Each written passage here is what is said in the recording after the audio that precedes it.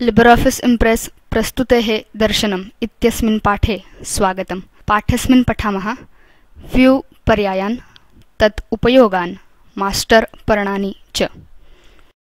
अत्र वयम् Ubuntu Linux 10.4 LibreOffice सम्पुट संस्करणं 334 च उपयुञ्ज्महे।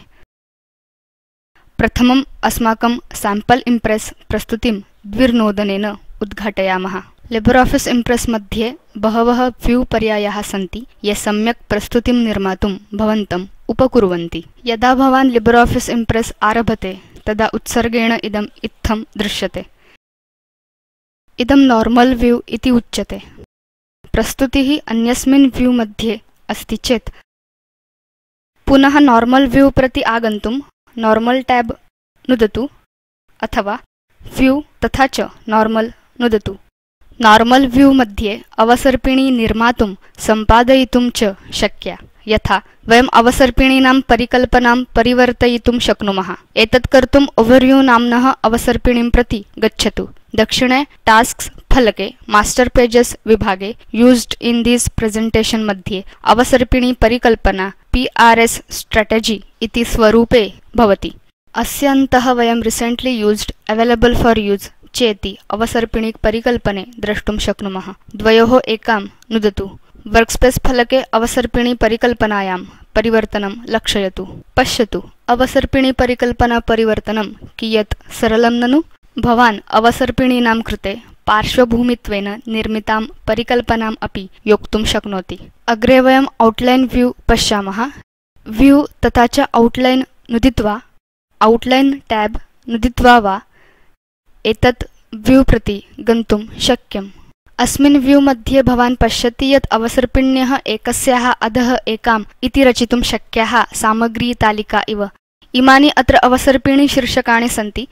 लक्षयतु यत् ओवरव्यू इति अवसर्पिणी शीर्षकं प्रकाशते। यतो हि यदा वयम् आउटलाइन टैब चितवन्तः तदा वयम् ओवरव्यू अवसर्पिण्याम् आस्म। भवान् पश्यति यत् इमानि चित्रकाणि बुलेट पॉइंट आकारकाणि सन्ति। यदा भवान् एषां चित्रकाणाम् उपरि परिसर्पति तदा कर्सर हस्ते परिवर्तते। वयम् अवसर्पिण्याम् एव एताः पङ्क्तीः उपरि अधः अन्यत्र वा नीत्वा परिवर्तनं कर्तुं शक्नुमः। Ctrl Z च नुदित्वा इमानि परिवर्तनानि अपाकुर्मः, येन अस्माकं प्रस्तुतिः तस्याः मूलप्रारूपे आविर्भवेत्। अवसर्पिणीः परिवर्तयितुं वयं स्लाइड सॉर्टर व्यू उपयुञ्ज्महे। व्यू तथा च स्लाइड सॉर्टर नुदित्वा स्लाइड सॉर्टर टैब नुदित्वा वा वयं स्लाइड सॉर्टर व्यू प्राप्तुं शक्नुमः। यथावश्यकम् अवसर्पिणीः वर्गीकर्तुम् इदं व्यू उपयुक्तमस्ति। यथा नवमदशमौ अवसर्पिणी क्रमाङ्कौ विपर्यस्तुम् अवसर्पिणी क्रमाङ्कं दशमं नुदतु। नवमात् अवसर्पिणी क्रमाङ्कात् पूर्वस्मिन् स्थाने च तां कर्षतु। अधुना मूषकपिञ्जं त्यजतु। अवसर्पिण्यौ विपर्यस्ते नोट्स व्यू मध्ये भवान् टीपां लेखितुं शक्नोति या प्रस्तुतिसमये भवन्तम् उपकरिष्यति। नोट्स व्यू प्रति गन्तुं व्यू ततश्च नोट्स पेज नुदतु। भवान् नोट्स टैब अपि नुदितुं शक्नोति। अवसर्पिणी फलकात् डेवलपमेंट अप टू प्रेजेंट अवसर्पिणीं चिनोतु। टीपा भागे किञ्चित् टङ्कयतु।